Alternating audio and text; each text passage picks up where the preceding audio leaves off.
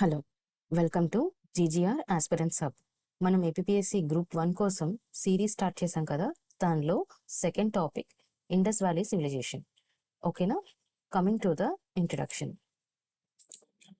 So Indus valley civilisation అనేది permanent bronze age civilization. ఓకేనా? ఇదొక బ్రాంజ్ ఏజ్ సొసైటీ. ఎప్పుడే 2500 BC ఇది. అలాగే ఇది ఎక్కడ ఫ్లరిష్ అయింది? North western India. ఓకేనా? North western India. అలాగే ఇది దేనికి prominent? Indus valley civilization is prominent for urban planning. Urban planning అంటే గ్రిడ్ ప్యాటర్న్ స్ట్రీట్స్ కానీ, డ్రైనేజ్ సిస్టమ్స్ కానీ, ఇవన్నీ కూడా. ఓకేనా? Next, it is a remarkable civilization. ఇది ఒక ఫౌండేషన్ లాగా యాక్ట్ చేస్తుంది for its trade and crafts. ఆ టైంలో వాళ్ళు చేసిన ట్రేడ్ అండ్ క్రాఫ్ట్స్ అనేవి ఇండియన్ హిస్టరీకి ఒక ఫౌండేషన్ అనమాట. నెక్స్ట్, సో 3 పాయింట్స్ ఇంట్రడక్షన్ లో క్లియర్ చేసాము. ఇండస్ వ్యాలీ సివిలైజేషన్ ఒక బ్రాంజ్ ఏజ్ సొసైటీ, అది 2500 BCE లో ఫ్లరిష్ అయిన సివిలైజేషన్. అలాగే ఇది ఎక్కడిది? North western ఇండియాది. నెక్స్ట్, ఇది దేనికి ప్రామినెంట్? అర్బన్ ప్లానింగ్ కి. అలాగే వాళ్ళు దేనిలో బాగా ప్రాముఖ్యత పొందారు అంటే ట్రేడ్ అండ్ క్రాఫ్ట్స్. ఇప్పుడు మనం డిఫరెంట్ డైమెన్షన్స్ ని చూద్దాం. అసలు ఇండస్ వ్యాలీ సివిలైజేషన్ ని ఎన్ని డైమెన్షన్స్ లో చదువుకోవాలి? చూడండి, ఇక్కడ మోస్ట్ ఇంపార్టెంట్ 7 డైమెన్షన్స్ చూద్దాం. మేజర్గా Indus valley civilisation urban planning కి ప్రామినెంట్ అన్నామా? సో మన first dimension urban planning. Next, Indus valley civilisation లో ఎకానమీ ఎలా ఉండేది? ఆర్ట్ అండ్ క్రాఫ్ట్ ఎలా ఉండేది? Society, religious beliefs, political structure, అలాగే ఐవిసి ఎలా డిక్లైన్ అయిపోయింది, డిక్లైన్ అయిన తర్వాత కూడా మనకున్న కంటిన్యూటీ ఏంటి, కల్చరల్ కంటిన్యూటీ ఏముంది అని. ఓకేనా? So coming to the first dimension urban planning. చూడండి, అర్బన్ ప్లానింగ్ అనగానే మనం దీనిలో 5 ఇంపార్టెంట్ పాయింట్స్ ని చూస్తాం. ఫస్ట్ ఇది grid pattern, citadel complex, sanitation systems. Next, water management ఎట్లా ఉండేది, standardised materials. Okay, first point చూడండి, గ్రిడ్ ప్యాటర్న్. రోడ్స్ అన్ని కూడా 90 degrees లో కట్ అవ్వడం. 90 degrees లో కట్ అవ్వడం. ఇలా చేస్తే మనకి ఇల్లు కట్టుకునేటప్పుడు కానీ ప్రాబ్లమ్స్ రావు. అవునా? Create neat blocks, neat structure ని ఫామ్ చేస్తుందా? So roads cut each other at right angles to create neat blocks. ఇవి మనం ఎక్కడ చూస్తాం? మొహంజదారోలో చూస్తాం. నెక్స్ట్, సిటాడెల్ కాంప్లెక్స్ అనేది ఉంది. అంటే హయ్యర్ పీపుల్, లోవర్ పీపుల్ అనే తారతమ్యాలు ఉన్నాయి. ఓకేనా? Towns had a high fortified western area for leaders. పైన ఫార్టిఫైడ్ హై ఏరియా ఒకటి ఉండేది, అక్కడ లీడర్స్ ఉండేవారు. అలాగే లోవర్ టౌన్ ఒకటి ఉండేది, అక్కడ కామన్ పీపుల్ ఉండేవారు. ఓకేనా? కామన్ పీపుల్ ఉండేవారు. ఓకే, ఈ సిటాడెల్ కాంప్లెక్స్ ని మనం ఎక్కడ చూడొచ్చు? హరప్పాలో చూడొచ్చు. Next, sanitation system. వాళ్ళు బెస్ట్ డ్రైనేజ్ సిస్టమ్స్ ని బిల్డ్ చేశారు అని మనం ఇంట్రడక్షన్ లో చెప్పామా? అలాగే they built excellent covered brick drains along the streets. ఆ డ్రైనేజ్ సిస్టమ్స్ ఎలా ఉన్నాయంట? పైన కూడా బ్రిక్స్ తో కవర్ చేసుకొని ఉన్నాయి. అలాగే వాళ్ళు ఇంకొకటి ఏం చేశారు? మ్యాన్ హోల్స్ ని కూడా అరేంజ్ చేశారు. ఈ శానిటేషన్ సిస్టమ్ మనం ఎక్కడ చూస్తాం? మొహంజదారోలో చూడొచ్చు. ఓకేనా? Next, water management. వాళ్ళు రిజర్వాయర్స్ ని కన్స్ట్రక్ట్ చేశారు. అవునా? ఈ రిజర్వాయర్స్ ని ఎక్కడ చూడొచ్చు? ధోలావీరాలో వాళ్ళు కన్స్ట్రక్ట్ చేసుకున్న రిజర్వాయర్స్ ని చూడొచ్చు. Okay, next, standardised materials. వాళ్ళు 2 డిఫరెంట్ ప్లేసెస్ లో మనం డిఫరెంట్ ప్లేసెస్ ని అబ్జర్వ్ చేసినప్పుడు వాళ్ళు యూజ్ చేసిన మెటీరియల్స్ యొక్క స్టాండర్డ్స్ సిమిలర్ గా ఉన్నాయి. సపోజ్ ఎగ్జాంపుల్, బ్రిక్ సైజ్ తీసుకుందాం. బ్రిక్ సైజ్ తీసుకుంటే 4:2:1 రేషియోలోనే ఉన్నాయి. ఎక్కడ? Suppose Kalibangan is different place from Harappa. అవునా? కాళీబంగన్, హరప్ప రెండు డిఫరెంట్ ప్లేసెస్. కానీ ఈ రెండు ప్లేసెస్ లో యూజ్ చేసిన కట్టడాలకి సేమ్ బ్రిక్ సైజ్ ఉంది. అంటే ఒక స్టాండర్డైజ్డ్ మెటీరియల్స్ ని యూజ్ చేస్తారని అర్థమవుతుందా? Yes. Next, coming to the second dimension, economy. See, వాళ్ళ ఎకానమీ ఎలా ఉండేది? వాళ్ళకి ఎన్ని వేస్ ఆఫ్ ఎకానమీ ఉండేదో చూద్దాం. First, agrarian base, internal trade, external commerce and craft specialisation, standardised weights. ఓకేనా. ఒకసారి ఇక్కడ చూడండి, అగ్రేరియన్ బేస్. వాళ్ళకి అగ్రేరియన్ బేస్ ఉందని మనకి ఎలా తెలిసింది? బాణవలిలో బార్లీ కల్టివేషన్ దొరికింది, అలాగే టెర్రకోట ఫ్లోర్స్ కూడా దొరికాయి. టెర్రకోట అంటే రెడ్ క్లే అనమాట, రెడ్ క్లేతో చేసిన టాయ్స్ అని. ఓకేనా. అలాగే వాళ్ళు ఫార్మింగ్ కూడా డైవర్స్ క్రాప్స్ని చేసేవాళ్ళు, ఒకటే క్రాప్ కాదు, వాళ్ళు డిఫరెంట్ క్రాప్స్ని ఫార్మ్ చేసేవాళ్ళు యూజింగ్ సీజనల్ ఫ్లడ్ వాటర్స్, వర్షపు నీటితోటి. నెక్స్ట్ ఇంటర్నల్ ట్రేడ్ అంటే వాళ్ళు కొన్ని మెటీరియల్స్ని ఒక చోటకి ఇవ్వడం, అక్కడి నుంచి వేరే మెటీరియల్స్ని తెచ్చుకోవడం, ఇట్లాంటివి చేసేవారు. మనకి ఇది ఎట్లా తెలిసింది? మనం ప్రతిదీ ఎగ్జాంపుల్ రాసుకొని తెలుసుకుంటున్నాం కదా. ఎగ్జాంపుల్, లాపిస్ లజూలి స్టోన్స్ ఏవైతే ఆఫ్ఘనిస్తాన్లో ఎక్కువ దొరుకుతాయో అవి మనకి ఈ ఐవీసీలో కూడా దొరికాయి అనమాట. అంటే వాళ్ళు అక్కడి నుంచి తెప్పించుకున్నట్టేనా? So internal trade is connected. Next, external commerce. They used ships to trade valuable goods with far away foreign kingdoms across the sea. So వాళ్ళు షిప్స్ యూజ్ చేశారు అన్నదానికి మనకేంటి రుజువు? ఈ లోథల్లో ఒక డాక్ యార్డ్ ఉంది, అంటే షిప్స్ని పార్క్ చేసుకునే ప్లేస్. ఓకేనా. ఆర్టిఫిషియల్ డాక్ యార్డ్, అది వాళ్ళు నిర్మించుకున్న డాక్ యార్డ్ ఒకటి కనిపించింది. Next, craft specialisation. ఇక్కడ చాహందారోలో వాళ్ళు ఒక ఫ్యాక్టరీనే బిల్డ్ చేసుకున్నారు. ఏంటి? Tiny beads making factory. So వాళ్ళకి క్రాఫ్ట్స్లో కూడా స్పెషలైజేషన్ ఉందని అర్థమవుతుందా. Next, coming to the standard weights. మనం ఇంతకు ముందు అర్బన్ ప్లానింగ్లో కూడా స్టాండర్డ్ వెయిట్స్ గురించి మాట్లాడుకున్నాం. Traders used a strict system of uniform stone weights to measure goods accurately during business. Okay. Traders చాలా స్ట్రిక్ట్గా ఒకే రకమైన రాళ్ళు, ఒకే వెయిట్ ఉన్న రాళ్ళు వాడడానికి ట్రై చేసేవాళ్ళు, వాడేవారు కూడా. ఓకేనా. సో ఆ స్టోన్స్ ఏంటి? Cubic, chert weights. ఓకేనా. ఇది వాళ్ళ పర్ఫెక్ట్ మ్యాథ్ స్కిల్కి ఒక నిదర్శనం. Next, coming to the next dimension. So third dimension, art and craft. వాళ్ళకి ఆర్ట్స్ అండ్ క్రాఫ్ట్స్ ఎలా ఉండేవి? సి, బ్రాంజ్ కాస్టింగ్ అనేది చాలా పర్టికులర్ ఆర్ట్ ఆ టైంలో. డాన్సింగ్ స్టాట్యూ అనేది దీనికి ఎగ్జాంపుల్.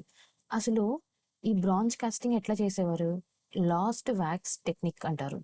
ఎలా అంటే ఫస్ట్ వ్యాక్స్ని యూజ్ చేసుకొని ఒక ఐడల్ని ప్రిపేర్ చేసుకుంటారు, ఒక బొమ్మను ప్రిపేర్ చేస్తారు, దానికి కంప్లీట్ కార్వింగ్ ఇచ్చి కంప్లీట్గా దాన్ని చెక్కి మైనాన్ని చెక్కుతారు అనమాట. చెక్కిన తర్వాత దానికి మట్టిని పూత పోస్తారు. దేంతో పూత పోస్తారు? ఈ ఐడల్, ఈ వ్యాక్స్ చుట్టూ మట్టి పూత పోస్తారు, మట్టితో పూత పోస్తారు. ఇప్పుడు దీన్ని డ్రై చేస్తారు. ఓకే. డ్రై చేసిన తర్వాత దాన్ని కాలుస్తారు. ఓకే.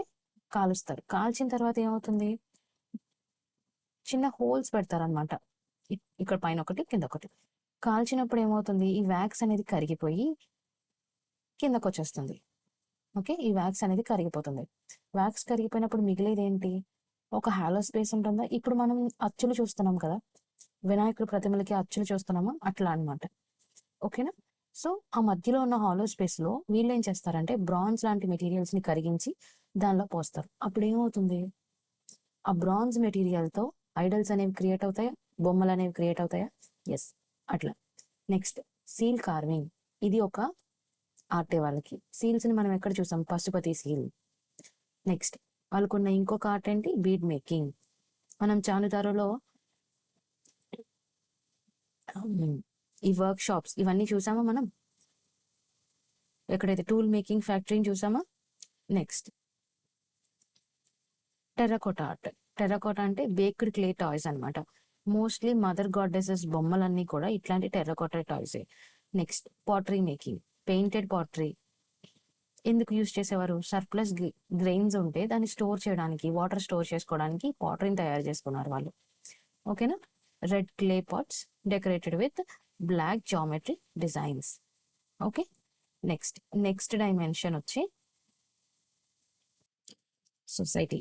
అక్కడ క్లాస్ డిఫరెన్షియేషన్ ఉండేదా? జెండర్ స్టేటస్ ఎలా ఉండేది? నెక్స్ట్, పీస్ఫుల్గా ఉండేదా, లేదంటే వార్స్ జరిగేవా, లేదంటే వాళ్ళకి ఫ్యాషన్ సెన్స్ ఉందా, వాళ్ళు ఎలా ఎలా బ్రతికారు అనేదే కదా society. So coming to first part, that is class differentiation. Yes, class differentiation ఉండేది based on their wealth and work. వాళ్ళు చేసే పని అలాగే వాళ్ళకున్న సంపదని బేస్ చేసుకొని క్లాస్ డిఫరెన్షియేషన్ ఉండేది. దీనికి ఎగ్జాంపుల్ ఏంటి? సిటాడెల్స్. హయ్యర్ పీపుల్ ఒక సెపరేట్గా, లోవర్ పీపుల్ అంటే కామన్ పీపుల్ సెపరేట్గా ఉన్నారు అని మొహంజదారోలో మనం చూసాం కదా. ఎస్, క్లాస్ డిఫరెన్షియేషన్ ఉండేది. నెక్స్ట్ జెండర్ స్టేటస్, ఉమెన్ని హై స్టేటస్లో చూసేవారు.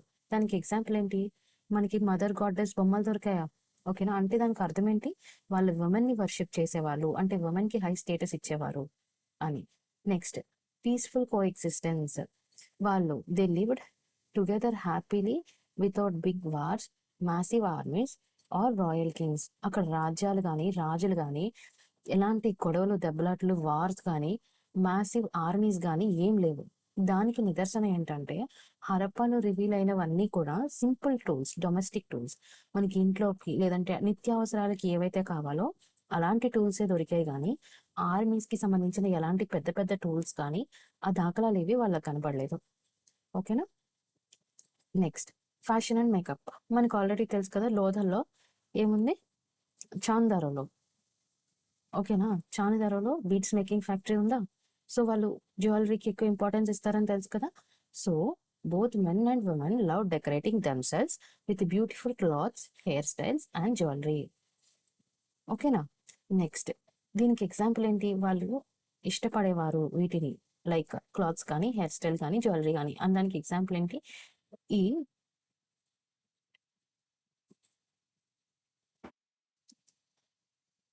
లోథల్లో దొరికిన కొన్ని సమాధుల్లో నెక్లెసెస్ వేసుకోవడం, గోల్డ్ వేసుకోవడం, ఐవరీ కానీ షెల్స్తో అలంకరించుకోవడం, ఇట్లాంటివన్నీ శవాలకి కూడా వాళ్ళు అలంకరించి పెట్టేవారంట. ఓకేనా. నెక్స్ట్ అమ్యూజ్మెంట్ అండ్ లీజర్, ఖాళీ సమయాల్లో వాళ్ళు ఇండోర్ గేమ్స్ ఆడుకునేవారు. దానికి నిదర్శనం ఏంటి, మనకి ఎగ్జాంపుల్ ఏంటి, డైస్ బోర్డ్ అనేది ఒకటి దొరికింది మొహంజదారోలో. Okay. Next coming to the next religious beliefs, వాళ్ళు ఎలాంటి రిలీజియస్ బిలీఫ్స్ ఉండేవి వాళ్ళకి, డైటీ వర్షిప్, మనకి చూసాం కదా, పశుపతి సీల్ అయి ఉండొచ్చు, మదర్ గాడెస్ అయి ఉండొచ్చు. ఓకేనా. వాళ్ళు both male and female gods కి ప్రే చేసేవారు, like Pashupati seal and mother goddess.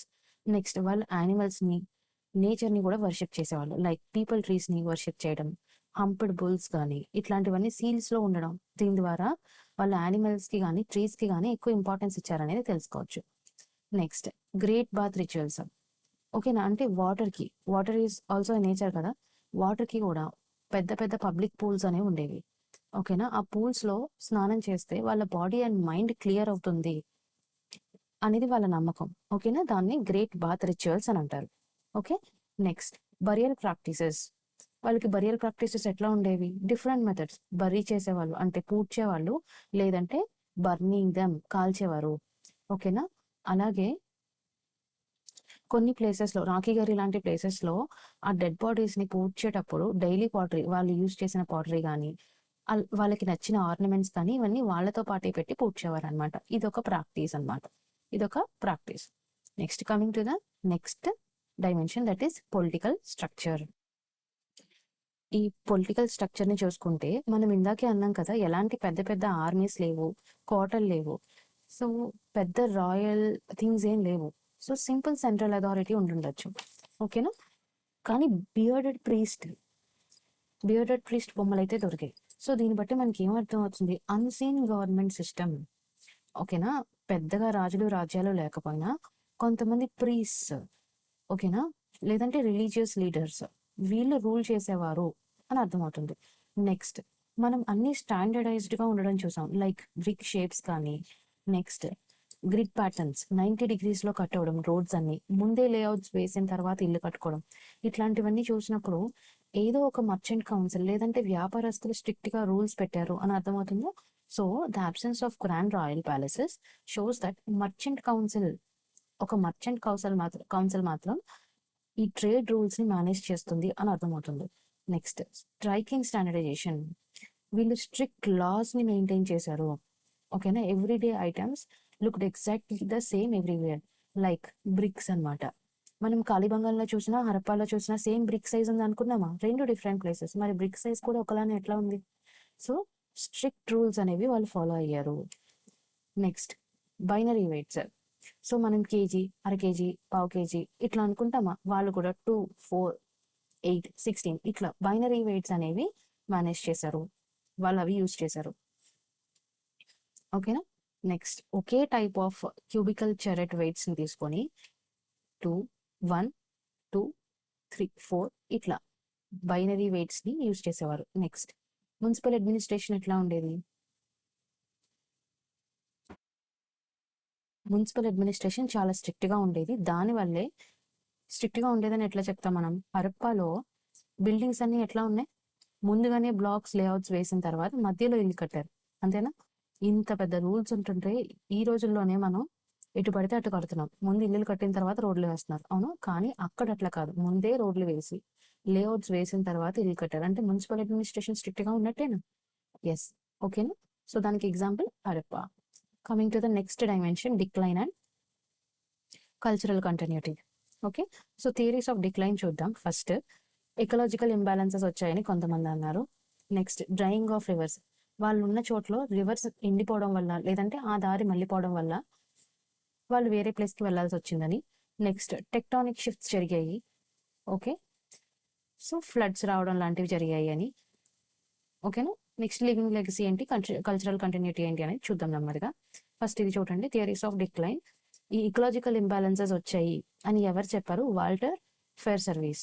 ఈ ఆథర్ ఆర్ స్కాలర్ నేమ్ మీరు గుర్తుపెట్టుకోండి. ఎకలాజికల్, మీరు నోట్స్ రాసుకునేటప్పుడు ఎట్లా రాస్తారు? Theories of decline, ecological imbalances, అది ప్రపోజ్ చేసింది ఎవరు? Walter Fairservis. ఓకేనా? Next, drying of reverse. Drying of reverse ని ఎవరు, a scholar? TP Agarwal and Sood. దీనికి ఎట్లా వాళ్ళు ఎలా ప్రూవ్ చేశారు? Drying of Saraswati river. ఓకేనా? నెక్స్ట్, టెక్టానిక్ షిఫ్ట్స్, దీన్ని ప్రపోజ్ చేసిన హైడ్రాలజిస్ట్ ఎవరు? రాబర్ట్ ట్రైకేస్. ఓకే, ఇతను ఏం చెప్పాడు? ఎర్త్ క్వేక్స్ వచ్చాయి, ఫ్లడ్స్ వచ్చాయి. సో టెక్టానిక్ షిఫ్ట్స్ జరగడం వల్ల, ఫ్లడ్స్ రావడం వల్ల సిటీస్ అనేవి వైప్ అవుట్ అయిపోయాయి అని చెప్పారు. ఓకే, సో మీరు గుర్తుపెట్టుకోవాల్సింది ఏంటి? Ecological balances, scholar Walter Fairservis. Drying of rivers, D P Agarwal and Sood. Next, tectonic shifts గురించి ఎవరు చెప్పారు? Robert Raikes. ఇట్లా. Next, living legacy. ప్రెసెంట్ కూడా మనం అప్పటి రూల్స్ని ఏం ఫాలో చేస్తున్నాం? ఈ రాళ్లతో కట్టిన కట్టడాలు పాడైపోయినా మనం స్పిరిచువల్ వేస్ ని కంటిన్యూ చేస్తూ వచ్చాం. అదేంటి? పశుపతి ఫిగర్, ఆయన్నే మనం ఇప్పుడు లార్డ్ శివ కింద వర్షిప్ చేస్తున్నామా? Next, cultural continuity. కల్చరల్ కంటిన్యూటీలో ఏన్షియంట్ వెయిట్స్ మనం క్యారీ చేసాం, యోగా హ్యాబిట్స్ క్యారీ చేసాం. అది మాత్రమే కాదు, మనం నేచర్ ని వర్షిప్ చేయడం కూడా క్యారీ చేస్తాం. పీపుల్ ట్రీ అవ్వచ్చు, లేదంటే స్నేక్స్ ని పూజ చేయడం కావచ్చు, లేదంటే మదర్ గాడ్డెస్ పూజ కావచ్చు. ఇట్లాంటివన్నీ కూడా మనం కల్చరల్ కంటిన్యూటీ చేస్తూనే వస్తున్నాం, అవునా? Next, coming to the conclusion. Indus valley civilisation అనేది జస్ట్ ఏన్షియంట్ అర్బన్ సొసైటీ మాత్రమే కాదు, but also foundational blueprint for India's cultural journey. ఇది ఇండియాస్ కల్చరల్ జర్నీకి ఒక ఫౌండేషనల్ బ్లూ ప్రింట్ లాంటిది. ఓకేనా? ఒక ఫౌండేషనల్ బ్లూ ప్రింట్ లాంటిది. నెక్స్ట్, ఇది మనకి ఏం చెప్తుంది, ఎలాంటి లెసన్స్ ఇస్తుంది అంటే, eco friendly living, civic discipline, peaceful trade లాంటి లెసన్స్ ని మనం దీని నుంచి నేర్చుకోవచ్చు. నెక్స్ట్, మోడర్న్ ఇండియా ఎలాంటి లెసన్స్ ని తీసుకోవాలంటే, sustainable smart cities for a better future. Modern India మనం ఈ ఇండస్ వ్యాలీ సివిలైజేషన్ నుంచి సస్టైనబుల్ లివింగ్ ని నేర్చుకోవాలి, స్మార్ట్ సిటీస్ ని బిల్డ్ చేయడం నేర్చుకోవాలి అని చెప్తాను. ఓకేనా? కంక్లూషన్ లో మనం ఇచ్చిన 3 పాయింట్స్ ఏంటి? ఇది జస్ట్ ఏన్షియంట్ అర్బన్ సొసైటీ మాత్రమే కాదు, ఇది ఒక ఇండియన్ కల్చరల్ జర్నీకి ఒక బ్లూ ప్రింట్ లాంటిది. అలాగే మనం ఏ లెసన్ తీసుకోవాలంటున్నాం? Eco friendly living, civic discipline, peaceful trade, ఇలాంటివన్నీ తీసుకోవాలంటున్నాం. నెక్స్ట్, ఇవి మనం ఎక్కడ ఇంప్లిమెంట్ చేయాలి? ఐవీసీలో నేర్చుకున్నవి సస్టైనబుల్ లివింగ్ లో కానీ, స్మార్ట్ సిటీస్ ని బిల్డ్ చేయడంలో కానీ మనం అప్లై చేసుకోవచ్చు అని చెప్తున్నాం. కంక్లూషన్ లో 3 పాయింట్స్ ఇచ్చాం, ఇంట్రొడక్షన్ లో 3 పాయింట్స్ ఇచ్చాం, అలాగే 7 డిఫరెంట్ డైమెన్షన్స్ విత్ ఎగ్జాంపుల్స్. మనం ఈ టాపిక్ ని ఇక్కడితో కంప్లీట్ చేసేసాం. ఓకేనా? క్లియర్? సో మీకు టాపిక్ నచ్చితే నెక్స్ట్ టాపిక్ వరకు వెయిట్ చేయండి. అలాగే మీ ఫ్రెండ్స్కి కూడా షేర్ చేయండి, so that it could be an encouragement for us. Okay, ఇంకా బెటర్గా ఇంప్రూవ్ చేసుకోవడానికి ట్రై చేద్దాం. అండ్ క్వశ్చన్స్ కూడా ఇస్తానన్నాను, అవి కూడా ఇవ్వడానికి ట్రై చేస్తాను. అలాగే ప్రిలిమ్స్కి కూడా ఒక 1 వీక్ తర్వాత నెమ్మదిగా ఒక సిరీస్ లాగా స్టార్ట్ చేద్దాం, based on NCERTs and SCERTs. Okay, thank you. ఏమైనా డౌట్స్ ఉంటే కామెంట్ సెక్షన్లో మెన్షన్ చేయండి.